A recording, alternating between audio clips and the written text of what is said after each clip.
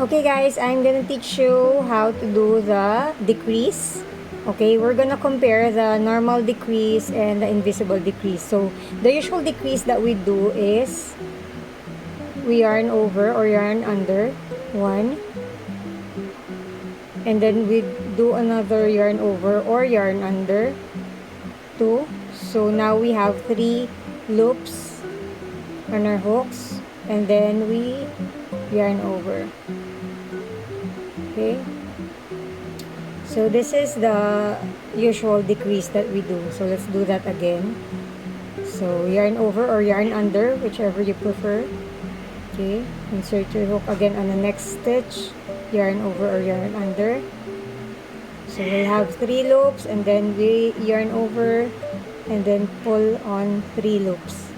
Okay, then let's do the invisible decrease.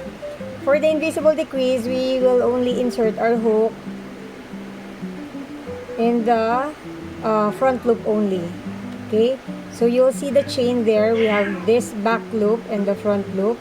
So we're gonna insert our hook just here in the front loop. Okay, and then we're gonna insert again on the next front loop, and then you have to yarn over or yarn under on these 2 loops, and then yarn over, pull through 2 loops. Okay, so let's do that again. Front loop,